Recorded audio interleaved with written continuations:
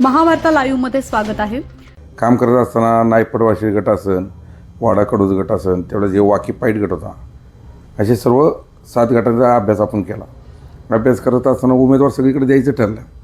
देताना आता हे जो नवीन गट झाला आंबेठाण पाईट, तेवढंच पिंपरी पाईट गट होता, त्या गटाचा अभ्यास करायला मला सांगितलं. अभ्यास करत असताना त्या गटात फिरताना जाणवलं की या ठिकाणी आपल्याला प्रबल दावेदार आपले कैलास शेठ गाळो, जे माजी सभापती आहे, हे ते प्रबल दावेदार होते. मग आम्ही कैलास गाळवांना निवडून आणण्याकरता खूप मोठे प्रयत्न केले. योगायोग काही आमच्याकडून काही चुका झाल्या असेल, पक्षाकडून आम्हाला पाईट गावाची जी उमेदवारी द्यायची होती ती चुकून काही पक्षांतर काय हे दूरदूर जाऊन होऊन पण निष्ठावंत कार्यकर्त्याला दिली. म्हणजे असं काही आमचे कार्यकर्ते म्हणले की बाबा आपल्याला पक्ष एकनिष्ठ कार्यकर्ता माधव लिंबोरे आहे, त्याला द्यायला पाहिजे. त्यावेळेस आमचा सगळ्यांचा आग्रह होता की बळवंत डांगलेंना तेवढं तिकीट द्यायला पाहिजे होतं. त्यावेळेस बळवंत डांगलेंना जर तिकीट झालं असतं तर कैलास गाळू हे खूप मतं निवडून आले असते. म्हणजे तुम्हाला आम्हाला जी अपेक्षा होती, जवळ कैलास गाळू हे 15,000 मतदान त्यांना झालं असतं आणि शरदरावांना मला वाटतं 9-10 हजारच्या फरक राहिला असं, म्हणजे 5,000चा फरक या दोघांमध्ये राहिला असं. पण गोरे कुटुंबियांना निवडणूक लढवणं हे काही नवीन नाही आहे. स्वर्गीय आमदार सुरेश भाऊ गोरे यांनी स्थानिक स्वराज्य संस्थेच्या जिल्हा परिषदेच्या 2 निवडणुका लढवल्यात. भाऊ जिल्हा परिषद सदस्य झाल्यानंतर भाऊ जिल्हा परिषद उपाध्यक्षही झाले. त्यानंतर 2014 साली भाऊ विधानसभेवरती आमदारही झालेले आहेत. पक्षाकडून भाऊ आमदार झाले 2014 साली आणि मी ही निवडणूक शिवसेना पक्ष उद्धव बाळासाहेब गटाकडून लढवणार आहे. पाईट आंबेठाण हा जिल्हा परिषद गट प्रचाराच्या निमित्ताने तुम्ही फिरत आहात, परंतु हा गट महिलांसाठी राखीव झालेला आहे. पाईट आंबेठाण गटातून निवडणूक लढवण्यासाठी हाच गट तुम्ही का निवडला?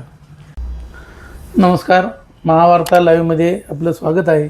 आपल्या समेत खेड तालुक्याचे माजी आमदार स्वर्गीय सुरेश भाऊ गोरे यांचे बंधू उद्योजक राहुल शेठ गोरे आणि त्यांच्या पत्नी सौभाग्यवती निशावहिनी गोरे हे आहेत.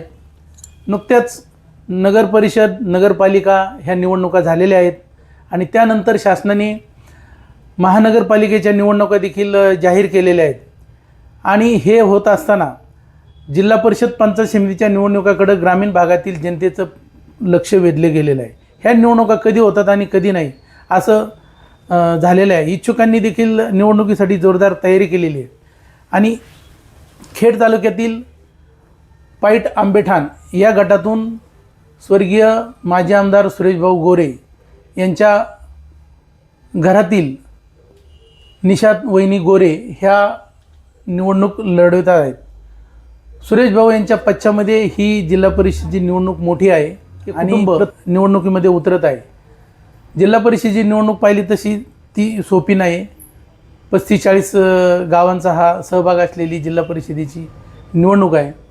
तर निशावहिनी, तुम्हाला माझा पहिला प्रश्न असा आहे की भाऊंच्या पक्षामध्ये जिल्हा परिषदेची निवडणूक तुम्ही लढवत आहे, तुमच्याकडं निवडणूक लढवण्यासाठीचं काय विजन आहे? नमस्कार. गोरे कुटुंबियांना निवडणूक लढवणं हे काही नवीन नाही आहे. स्वर्गीय आमदार सुरेश भाऊ गोरे यांनी स्थानिक स्वराज्य संस्थेच्या जिल्हा परिषदेच्या 2 निवडणुका लढवल्यात. भाऊ जिल्हा परिषद सदस्य झाल्यानंतर भाऊ जिल्हा परिषद उपाध्यक्षही झाले. त्यानंतर 2014 साली भाऊ विधानसभेवरती आमदारही झालेले आहेत. आता मी प्रचारादरम्यान गावात फिरत असताना पाहिलं तर भाऊंनी केलेली कामं ही त्या प्रत्येक गावात साक्ष देत आहेत. गोरे कुटुंबियामध्ये राजकीय वारसा हा तुमच्या ह्याच्या घराण्यामध्ये कधी झाला? हा कधी सुरू झालेला आहे? तसं पाहिलं तर गोरे कुटुंबियाचा हा आमचा राजकीय वारसा स्वर्गीय नामदेव शेठ गोरे असतील, स्वर्गीय गुलाब शेठ गोरे असतील आणि स्वर्गीय आमदार सुरेश भाऊ गोरे हे असतील, यांनी गाव पातळीवरती, तालुक्या पातळीवरती राजकारणाला महत्त्व न देता समाजकारणाला महत्त्व दिलं आणि समाजकारण करत असताना प्रत्येक होतकरू सामान्य नागरिकालाही जास्त महत्त्व दिलं आणि आपल्या बरोबर घेतलं. ठीक आहे, तुम्ही समाजकारणाला अधिक महत्त्व देत आहे आणि राजकारणाला कमी महत्त्व देत आहे, परंतु समाजकारण करत असताना राजकारणाची जोड लागते. हो. पण तुम्ही आता ही निवडणूक कोणत्या पक्षाकडून लढवणार आहात? ही निवडणूक स्वर्गीय आमदार सुरेशभाऊ गोरे यांनी शिवसेना पक्षाकडून लढवलेली आहे. त्याच पक्षाकडून भाऊ आमदार झाले 2014 साली आणि मी ही निवडणूक शिवसेना पक्ष उद्धव बाळासाहेब गटाकडून लढवणार आहे. पाईट आंबेठाण हा जिल्हा परिषद गट प्रचाराच्या निमित्ताने तुम्ही फिरत आहात, परंतु हा गट महिलांसाठी राखीव झालेला आहे. पाईट आंबेठाण गटातून निवडणूक लढवण्यासाठी हाच गट तुम्ही का निवडला? पाईट आंबेठाण हाच गट का निवडला याचं उत्तर सांगायचं म्हटलं तर भाऊ आमदार असताना माझे पती राहुल शेठ गोरे असतील यांनी ह्या गटात म्हणजे पूर्णतः कुणाचं सुखदुःखाचा कार्यक्रम असो काही असो किंवा भाऊंच्या काळात केलेली कामं करण्यासाठी हे पूर्णतः त्याच गटात सक्रिय होते. आणि त्या गटात माझाही भाऊ आमदार असताना प्रचारादरम्यान मलाही त्याच गटात भाऊंनी सांगितलं होतं की याच गटात तू फिरायचं आहे म्हणून. पाईट आंबेठाण गटातील नागरिकांशी, जनतेशी, सर्वसामान्य वर्गाशी हे तुमचे गोरे कुटुंबियांचे कसे संबंध राहिलेले आहेत? गोरे कुटुंबियाचा संबंध पाहता स्वर्गीय नामदेव शेठ गोरे असतील, स्वर्गीय गुलाब शेठ गोरे असतील, हा आमचा आडत व्यवसाय असल्यामुळे पाईट आंबेठाण गटातील शेतकरी वर्गांचा आडत व्यवसाय असल्यामुळे मार्केटशी कनेक्टिंग संबंध असल्यामुळे ह्या लोकांशी आम्ही जिव्हाळ्याचे नातेसंबंध जपलेले आहेत. त्यांच्या काही अडीअडचणींना मार्ग करून दिलेला आहे. स्वर्गीय सुरेशभाऊ गोरे आमदार असताना पाईट आंबेठाण गटामध्ये त्यांनी भरपूर कामं केलेली, कार्यकर्त्यांची फळी प्रचंड होती आणि त्या जोरावर ते आमदार झाले. आणि आता ते नसताना तुम्ही ही निवडणूक लढत आहात, तर शिवसेनेचे कार्यकर्ते यांची भूमिका काय आहे? या प्रश्नाचं उत्तर देत असताना भाऊंना मानणारा या गटात खूप मोठा वर्ग आहे आणि शिवसेनेचे कट्टर शिवसैनिक या गटात आहे. अनेक लहान मोठी कामे भाऊंनी या गटात केलेली आहेत. शिवसेनेचे कार्यकर्ते आजही आमच्या पाठीशी आहेत आणि आता मी प्रचारादरम्यान फिरत आहे तर ते माझ्याबरोबर प्रचारालाही येत आहेत. जी कामं पाईट आंबेठाण गटामध्ये भाऊ आमदार असताना झालेली आहेत, तर ह्या कामाचा तुम्हाला निवडणुकीमध्ये फायदा होईल असं वाटतं का?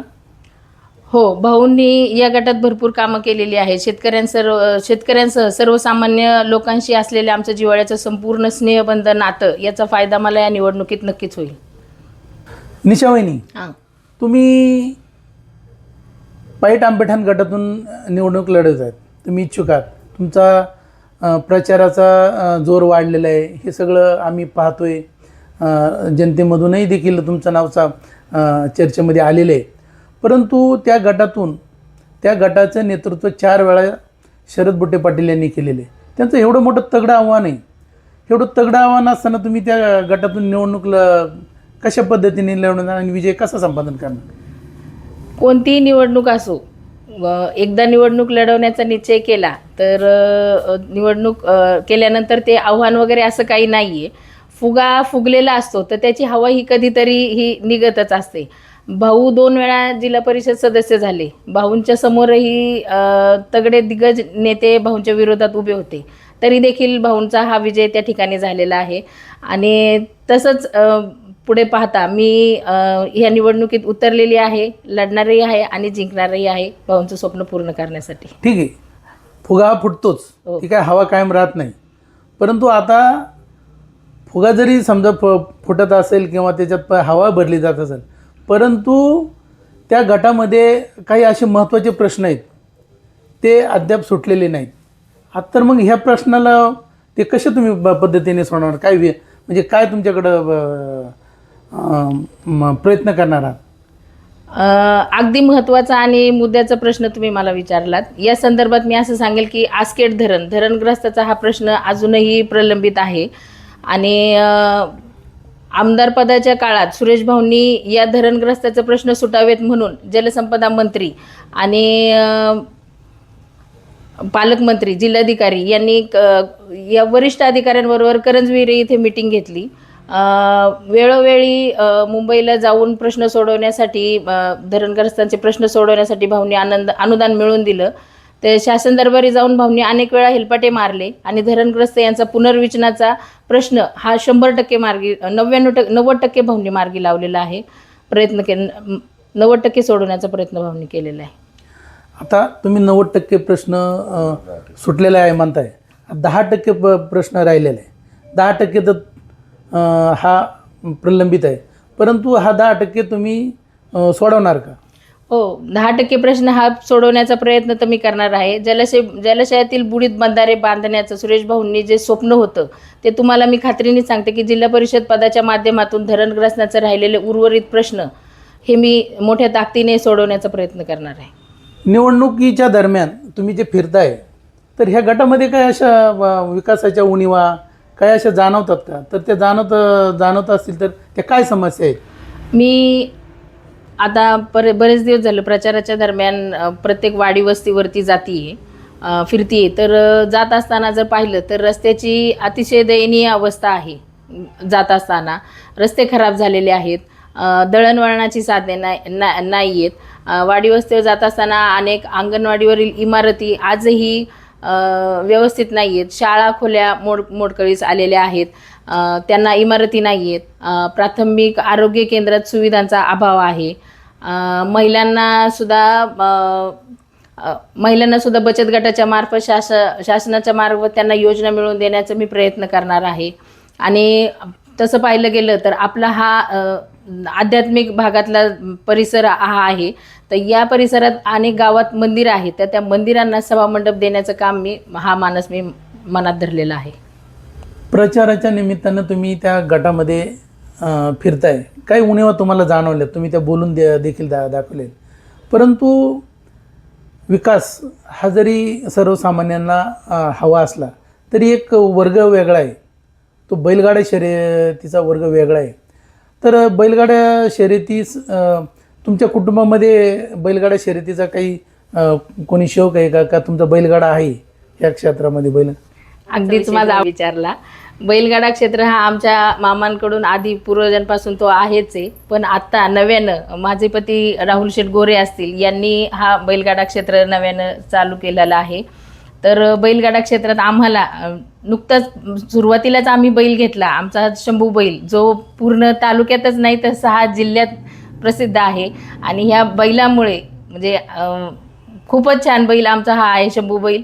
आणि यांनी पूर्ण 6 जिल्ह्यात यांचं नाव म्हणजे सुरेश भाऊ गोरे बैलगाडा संघटनेचं नाव सगळीकडं प्रस्थापित केलेलं आहे. आणि बैलगाड्याच्या निमित्ताने सगळे बैलगाडा मित्र असतील किंवा बैलगाडा मालक असतील, संघटनेचे सगळे मित्रपरिवार असतील की त्या निमित्ताने सगळेजण घरोघरी येणार, गाठीभेटी सगळ्यांच्या होणार. आणि आता मी प्रचाराच्या दरम्यान जर फिरत असले तर मी तर पाहिलेलं आहे की शंभू बैलाची मालकीन म्हणून निशाताई माझी ओळख आहे. ठीक आहे ताई, शंभू बैलाची मालकीन तुम्ही आहात. शंभू बैलाने अनेक लढाया म्हणजे फळीफोड मान मिळवला आणि काही सेकंदामध्ये घाट सर करून 1 नंबरची बारी मारलेली. परंतु आता तुम्हाला आहे ना पैठ आंबेठाण गटामधून तुम्हाला बाजी जिंकायची. तर ही बाजी जिंकत असताना तुमच्याकडं असं सूक्ष्म नियोजन असून तुम्ही कसे बाजी मारणार त्या गटातून? बाजी मारण्याकरता बैलगाडा मित्रपरिवार तर आहेच, हा संघटनेचा मित्रपरिवारही आहे. शेतकरी आमचं आडत व्यवसायाचं कुटुंब असल्यामुळं शेतकरी परिवारातलेही मित्रपरिवार हा आहे. आणि भाऊंनी त्या काळात केलेली ही कामं त्यावेळेस ते जोपासलेली सगळी मंडळी, त्यामुळे ह्यांचं सगळ्यांचं सहकार्य मला लाभणार आहे. राहुल शेठ, जिल्हा परिषदेची निवडणूक तुमच्या पत्नी पैठ आंबेठाण गटातून लढत आहेत. स्वर्गीय सुरेश भाऊ गोरे आज हयात नाहीत. त्यांचं वलय, त्यांनी केलेली कामं आजही त्या गटामध्ये साक्ष देत आहेत. परंतु निवडणुका कोणत्याही सोप्या नसतात. एक म्हणलं जातं बघा की पुरुषाच्या पाठीमागं स्त्री असेल तर पुरुष पुढं जातो. आणि तर आता तुम्ही वेगळं आहे की स्त्रीच्या पाठीमागं पुरुष असेल तर स्त्री पुढं जाण्याचं धाडस तुम्ही त्यांना दिले. आणि निशावहिनी खरंच म्हणजे आता त्यांनी जे काय बोलतात प्रचाराचं हे सगळं मी बघितलं आहे. तर त्या धाडसानीच तुमच्यासारख्याच त्यांच्यामध्ये पण धाडस आहे. परंतु ह्या निवडणुका पाहिल्या तर तशा सोप्या नाहीत. मग ही निवडणूक कशा पद्धतीने तुम्हाला जिंकण्यासाठी तुम्ही वहिनींना सपोर्ट करताय? आता तुम्हाला सर्व माहिती आहे, ही निवडणूक ही तशी पाहिलं तर सोपी पण नाही ना अवघड पण नाही. आणि सोपीपणे हे तिन्ही प्रश्न एका याच्यात येतात. आता एखाद्या पुरुषामागं यशस्वी होण्यामागं स्त्रीचा खूप मोठा हात असतो. तसं पाहिलं तर आमचं वेगळं आहे की हिला मोठं करण्याकरता माझा हात तिच्या मागं आहे आणि तसं भाऊंचा खूप मोठा आशीर्वाद आमच्या दोघांच्या मागे या ठिकाणी आहेत. 2014ला भाऊ आमदार झाले. आमदार झाल्यानंतर आम्ही तालुक्यामध्ये अनेक विकास कामं केली. करत असताना 2017 सालीला जिल्हा परिषदेची निवडणूक चालू झाली. चालू होताना प्रत्येक गटानुसार काम करायला सांगितलं. काम करत असताना नायपड वाशी गट असन, वाडा कडूज गट असन, तेवढा जे वाकी पाईट गट होता, असे सर्व 7 गटांचा अभ्यास आपण केला. अभ्यास करत असताना उमेदवार सगळीकडे द्यायचं ठरलं. देताना आता हे जो नवीन गट झाला आहे आंबेठाण पाईट, तेवढंच पिंपरी पाईट गट होता, त्या गटाचा अभ्यास करायला मला सांगितलं. अभ्यास करत असताना त्या गटात फिरताना जाणवलं की या ठिकाणी आपल्याला प्रबल दावेदार आपले कैलास शेठ गाळो जे माजी सभापती आहे, हे ते प्रबल दावेदार होते. मग आम्ही कैलास गाळवांना निवडून आणण्याकरता खूप मोठे प्रयत्न केले. योगायोग काही आमच्याकडून काही चुका झाल्या असेल पक्षाकडून, आम्हाला पाईट गावाची जी उमेदवारी द्यायची होती ती चुकून काही पक्षांतर काय हे दुसदूस जाऊन होऊन पण निष्ठावंत कार्यकर्त्याला दिली. म्हणजे असं काही नाही की शिवसेनेचा निष्ठावंत कार्यकर्ते आमचे महादेव लिंबोरे होते, त्यांना पक्षाने दिली, पण ती पण भूमिका पक्षाच्या हिशोबाने योग्य होती. पण निवडणूक जिंकायच्या हिशोबाने जी भूमिका घ्यायला पाहिजे होती. आता आपण बघतो की देशामध्ये राज्यामध्ये निवडणूक जिंकायला जे लागतात तीच लागतात. आता आपण बघतो की राजकारणामध्ये जो निवडणूक जिंकायची मेरिट आहे ते मेरिटनेच चालायला पाहिजे. आता एक बाजूला असं झालं पक्ष कार्यकर्ते आले, एक बाजूला निवडणूक जिंकायला ज्याला निवडणूक जिंकू शकतो तो एक बाजूला झाला आहे. असे 2 निर्णय घेताना आम्हाला त्यावेळेस खूप त्रास झाला. काही आमचे कार्यकर्ते म्हणले की बाबा आपल्याला पक्ष एकनिष्ठ कार्यकर्ता महादेव लिंबोरे आहे त्याला द्यायला पाहिजे. त्यावेळेस आमचा सगळ्यांचा आग्रह होता की बळवंत डांगलेंना त्यावेळेस तिकीट द्यायला पाहिजे होतं. त्यावेळेस बळवंत डांगलेंना जर तिकीट झालं असतं तर कैलास गाळू हे खूप मतं निवडून आले असते. म्हणजे तुम्हाला आम्हाला जी अपेक्षा होती जवळ कैलास गाळू हे 15,000 मतदान त्यांना झालं असतं आणि शरदरावांना मला वाटतं 9-10 हजारच्या फरक राहिला असं, म्हणजे 5,000चा फरक या दोघांमध्ये राहिला असं. पण दुर्दैवाने ते झालं की कैलास गाळूंचा आम्हाला त्या ठिकाणी पराजय झाला. पराजय झाल्यानंतर भाऊंना आम्ही बसलो. भाऊ म्हणले काही करून आपल्याला ह्या गटामध्ये आपल्या पक्षाची खूप मोठी ताकद आहे. ज्यावेळेस आम्ही फिरलो त्यावेळेस बघितलं आम्ही खूप ताकद आहे पक्षाची. मग ताकद असताना त्यावेळेस आम्हाला सांगितलं की मला सांगितलं बाबा पुढं जरी भविष्यामध्ये नाही उमेदवार भेटले तर तू जी उमेदवारी त्या भागामध्ये करायला लागेल.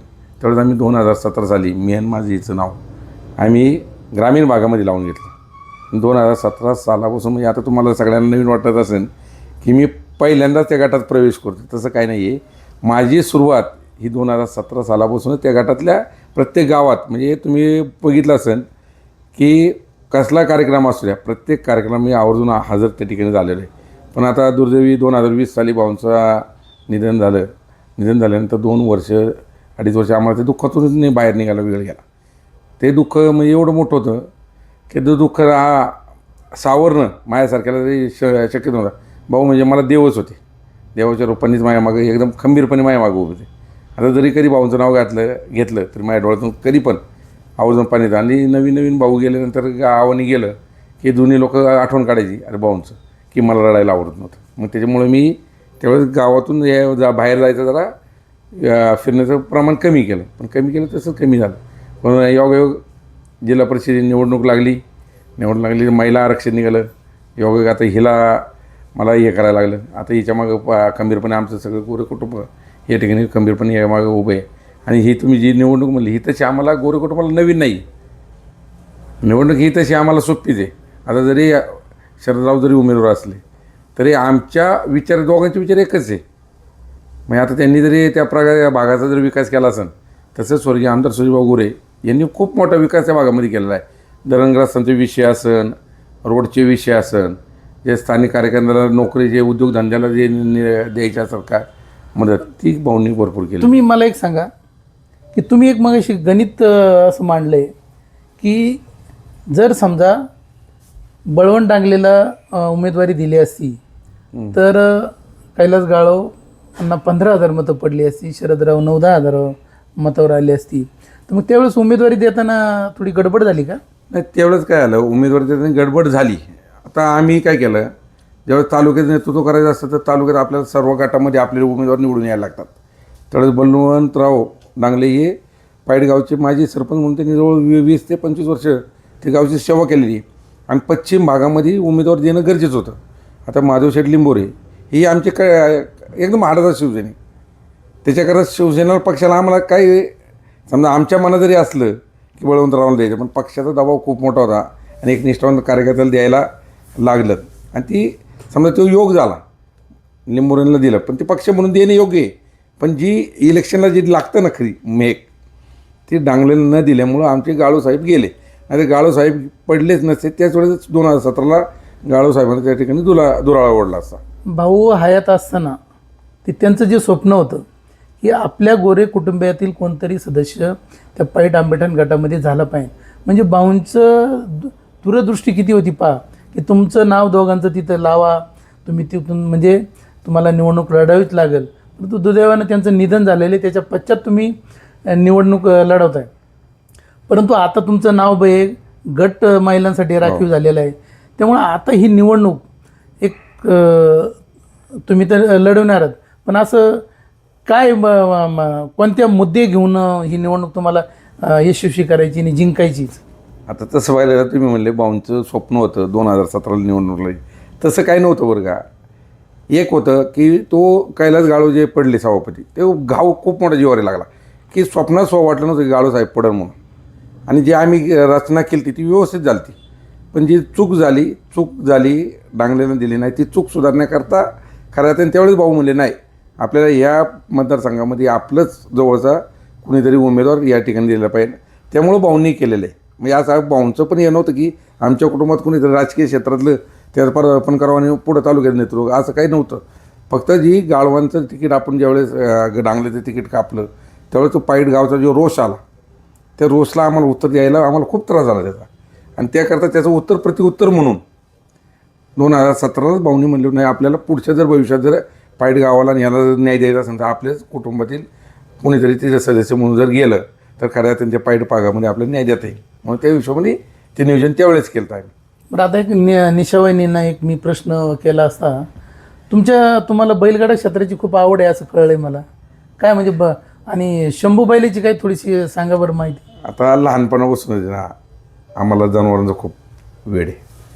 म्हणजे जसं मला कळतं आहे तसं आमचे वडील असन चुलते असन ही सर्व मंडळी शेतामध्ये राबलेली मंडळी आणि त्यांना हातभार लावायचा म्हणून आम्ही त्यांच्या मागं जायचं. जुन्या काळी 1965 साली मला वाटतं आमचा खूप मोठा गाडा होता की त्यावेळेस गाडा एवढा मोठा होता म्हणजे बैल जर बघितली की दिष्ट लागणं अशी बैल होती. पण दुर्दैवाने कुणीतरी त्यात काय वाईटपणा घेतला, बैलांच्या खाण्यामध्ये खेळे जाऊन ती बैल मिली.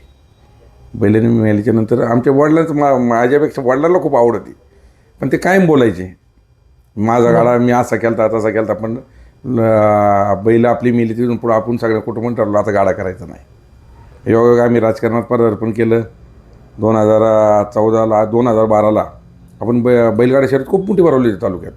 सगळ्यात मोठी आपण भरवली होती. आपल्यानंतर बाबा राक्षेंनी भरवली आणि बाबा राक्षेंची झाल्यानंतर ही बंद झालं आणि बंद झाल्याच्या नंतर आता हे 2021-22 साली कोर्टाने निर्णय दिला की चालू करायचं. त्यावेळेस मला वाटलं आता इथून खरं आमची सुरुवात राजकारणाची तिथं बैलगाड्या बसूनच झाली.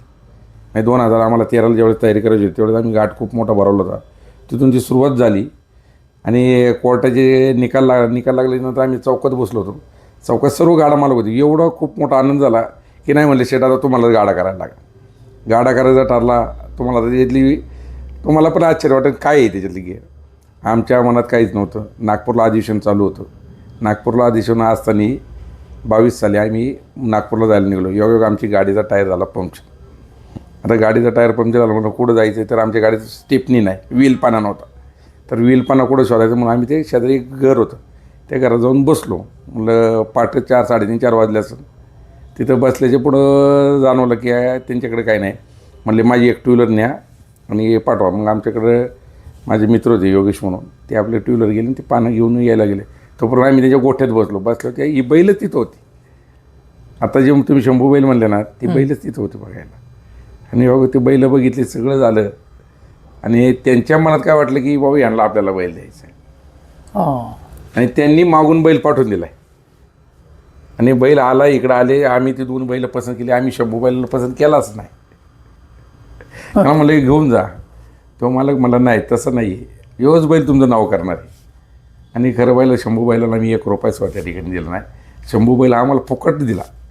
आणि खऱ्या अर्थाने त्यांनी जो खरं शब्द दिला तो शब्द आज साकार झाला की गेले 4 वर्ष शंभू बैल जसा घाटात गेला आहे, जवळजवळ 60 ते 65 ठिकाणी आम्ही 2 व्हीलरचे मानकरी झालो आहे, 3 ट्रॅक्टरचे मानकरी झालो आहे, 2 बुलेटचे मानकरी झाले, 5 थारचे मानकरी झाले.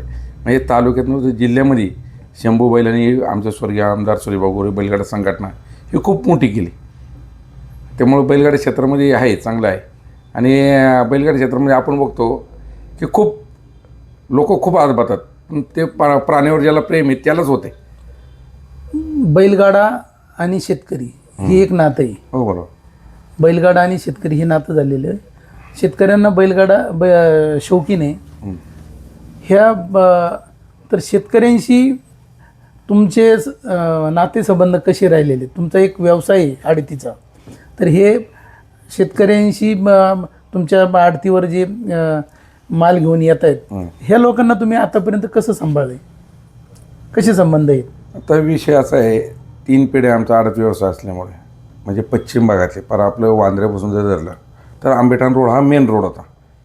ती लोक आपल्या मार्केटला यायची माल विकायला आली, माल बिल विकला तेवढंच आमचे नामदेव शेठ असेल, गुलाब शेठ असेल, ही मंडळी तेवढीची कारभारी मंडळी या पंचक्रोशीमध्ये तीच कारभारी सगळी असायची. ज्यावेळेस माल विकला परत जायला त्यांना सोय नसायची. म्हणजे गडदची लोक आहे, शिवेची आहे, वाघावची लोक आहे, जेवढी कांदा बटाटा शेंगा जेवढ्यांनी केले की सगळे जर जायला सोय नसली की कुठं जायचं, चला नामदेव शेठच्या घरी जाऊ. त्यावेळेस आमच्या घरी रोजची 200 ते 250 लोक झोपायला असायची. हे जुने लोकांची आहे ना, खरं हे जे आम्हाला राजकारणात आणायचं काम, खरे जुने लोकांचं आम्हाला खरी पुण्य आहे की आमच्या कुटुंबाची सांभाळली. म्हणजे नामदेव शेठ असन, गुलाब शेठ असन, ह्या मंडळींनी सांभाळली. त्याच्या मग आमचे नाना आमचे जे रामचंद्र सोपान गोरे ते चेअरमन म्हणून चाकणला काम केले. आमचे वडील माझे सोपान गोरे हे शेती बघतात आणि हे बाळशेठ हे मार्केट व्यवसाय बघतात. आता 2 आमचे नामदेव शेठ आणि गुलाब शेठ आहेत नाहीत, पण त्यांच्या नावावर आज आम्ही या ठिकाणी उभं आहे. आता कुठेतरी ग्रामीण भागात गेलो तर आम्हाला गोरे म्हणून नाही ओळखत, अरे नामदेव शेठच्या घरातले आले बरं का, अरे गुलाब शेठच्या घरातले. आत्ता नवीन 2014 भाऊ आमदार झाले, पण आम्हाला अजून पण ती 2 नावं आणि आत्ता भाऊंचं नाव या नाव आणि त्या नावाच्या वलयवर आम्ही या राजकारण या ठिकाणी आहे. त्यामुळे त्याचा फायदा आम्हाला होणारच आहे शेतकऱ्याची, आणि ती नाळ जोडलेली. तुमचं देखील या पश्चिम भागामध्ये खूप मित्रपरिवार हे असं बोललं जाते. ह्या मित्रपरिवार ह्या निवडणुकीमध्ये कसा उतरेल तुमचा? हो निश्चितच ना. आता मित्रपरिवार असा आहे की मी जीवाला जीव देणारा व्यक्ती आहे. मला कोणी असू दे, की समजा एखाद्याने जरी मला फोन केला तर त्याच्या फोनला मी 24/7 म्हणजे 24 तास ऑन ड्युटी. तुम्ही मला रात्री कधी 2ला फोन करा, 1ला फोन करा, नाही तर पहाटे 4ला करा, पहिल्या रिंगमध्ये मी फोन उचलतो. आणि कोणाची अडचण असणार, आता मला आहे ना, मी माझं काही मोठेपण नाही सांगत, पण मला कधी फोन करा, पण पहिल्या फोन याला मी उत्तर देणार आणि त्याचं काम मी 100% मार्गी लावतो. त्यामुळं युवकांची जी फळी आहे, जे माझी म्हणजे तालुक्यात आहे, जिल्ह्यात पण आहे, म्हणजे खेड तालुक्यात माझी तशी लेट एंट्री आहे. माझं वाळू व्यवसाय असल्यामुळं पुणे जिल्ह्यामध्ये भरपूर मोठं नाव होतं तिकडं पलीकडं. आणि ती यंत्रणा सगळी ती नवीन मुलांमध्ये असल्यामुळे ती यंत्रणा सगळी इथं कामाला लागलेली आहे. आणि त्यामुळं मला तरुण पिढीचं खूप मदत या ठिकाणी होणार आहे. आणि मित्रपरिवार खूप मोठा आहे. आणि एक त्याच्यात कसं आहे, स्वभाव महत्त्वाचा आहे. आपल्या मनात कपट नाही पाहिजे कोणाविषयी. कपट आला की एक त्याचा कार्यक्रम होतोच. बरोबर आहे. धन्यवाद ताई. पैठ आंबेठाण गटातून तुम्ही निवडणूक लढवत आहे आणि तुम्ही आत्तापर्यंत ज्या गटामधला जो काय सूक्ष्म अभ्यास केला आहे आणि काय उणीव आहेत आणि काय सोडवायचे आहेत, काय प्रश्न मार्गी लावायचे आहेत, हे अगदी तुम्ही इत्थंभूत सर्व त्या गटाची संपूर्ण माहिती सांगितली, तुमच्या कुटुंबाची माहिती सांगितली, कशा निवडणुका झाल्यात कशा नाहीत. तुम्हाला पैठ आंबेठाण गटातून निवडणूक लढवण्यासाठी आणि तुम्ही त्या गटातून विजय व्हावेत अशा आमच्या महावार्ता लाईव्हतर्फे देखील तुम्हाला विजयाच्या शुभेच्छा. धन्यवाद. धन्यवाद.